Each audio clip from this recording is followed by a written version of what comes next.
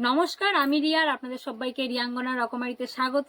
চলে এসেছি নতুন একটি রেসিপি ভিডিও নিয়ে, যার নাম হচ্ছে চিকেন কষা।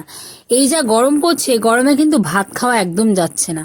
তাই ভাবলাম যদি একটু মাংস দিয়ে ভালোভাবে ভাত খাওয়া যায় তাহলে কেমন হয়। তাই রিয়াঙ্গনার রকমারি স্পেশাল মাংস কারি বানিয়ে ফেললাম।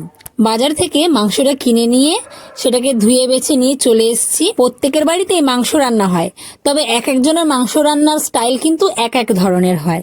যেমন আমি কিন্তু মাংস ধুয়ে ধায়ে নিয়ে ভালো করে জল ঝরিয়ে তার উপর এই যে মশলাগুলো দিচ্ছি, পেঁয়াজ কুচি, আদা রসুন বাটা, তারপরে এখানে দেবো আমি হলুদ গুঁড়ো, নুন, স্বাদ মতন লবণ দিয়ে দিলাম। তারপরে দিয়ে দিচ্ছি বেশ কিছুটা পরিমাণে সর্ষের তেল। আর অন্যদিকে কড়াই গরম করে তাতে সর্ষের তেল দিয়ে আলুগুলো ডুমো ডুমো করে কেটে ভেজে নিচ্ছি। এখানে আলু ভাজার সময় নুন হলুদও দিতে পারেন, আবার না দিয়েও সামান্য নুন দিয়ে কিন্তু আমি এখন আলুগুলোকে ভেজে নিচ্ছি লাল লাল করে। আর ওইদিকে যে তেল দিয়ে রেখেছিলাম তারপরে ওর মধ্যে দিয়ে দিচ্ছি একটু ধনে গুঁড়ো, দিয়ে সমস্ত জিনিসটাকে ভালো করে আগে মাখিয়ে নেব।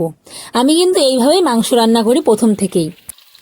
আর্ধেকের বেশি মশলাটা আমি মাংসের মধ্যে দিয়ে ম্যারিনেট করে রেখে দিই কিছুক্ষণ। আলুগুলো দেখুন লাল লাল করে ভাজা হয়ে গেছে।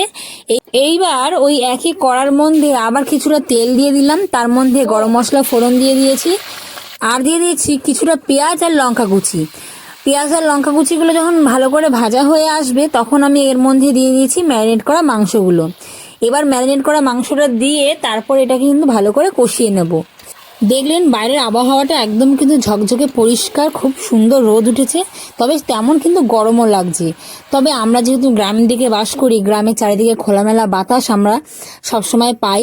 এখানে কিন্তু ভালো ঝড়ের দিকে হাওয়াও হচ্ছে, উনুন জ্বলছে ঠিকই, কিন্তু এই ঝোড়ো বাতাসের জন্য কিন্তু গরমটাও সেরকম লাগছে না। মাংসটা কষাতে কষাতে দেখুন কি সুন্দর তেল ছেড়ে আসছে আস্তে আস্তে। আমি কিন্তু এখানে এক ফোঁটাও জল দিইনি। কি সুন্দর দেখতে লাগছে, কালারটাও কিন্তু দারুণ এসেছে। এখানে আপনার যদি টমেটো ব্যবহার করেন তাহলে এই সময় কিন্তু টমেটোগুলো দিয়ে দেবেন, তবে আজ আমি মাংসতে টমেটো ব্যবহার করছি না।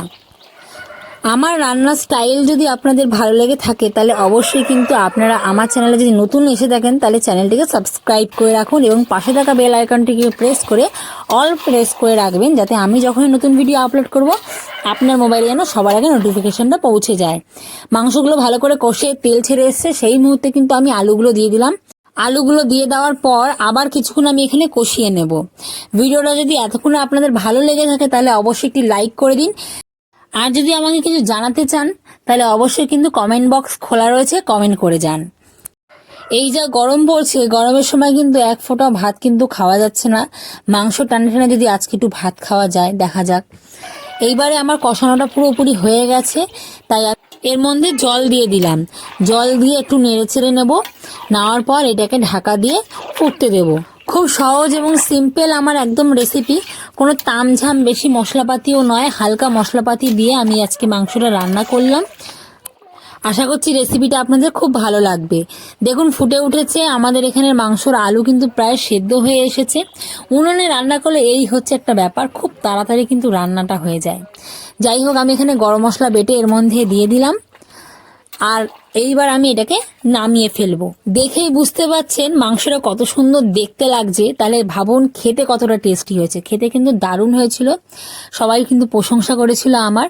তবে যাই হোক, আজকের ভিডিওটা এই অবধি, দেখা হবে তাহলে নতুন কোনো রেসিপি ভিডিও নিয়ে। আমি তো ভাতের থালায় ভাত মাংস নিয়ে বসে পড়েছি, একটুখানি স্যালাড নিয়ে নিয়েছি, খেয়ে নিয়ে এবারে আপনারাও এরকম সহজভাবে সিম্পলভাবে বাড়িতে বানান, আশা করছি আপনাদেরও ভালো লাগবে। আপনারা অবশ্যই ট্রাই করুন, আশা করছি আপনাদেরও খুব ভালো লাগবে। গরমের সময় মাংস কষা যদিও চলে না, কিন্তু পেটে ভাত ঢোকানোর জন্য একদম ঠিকঠাক চলে, তাই খেয়ে নেবো। তাহলে দেখা হবে নতুন কোনো রেসিপি ভিডিও নিয়ে। ততক্ষণের জন্য আপনারা সবাই ভালো থাকবেন, সুস্থ থাকবেন। সবাইকে নমস্কার।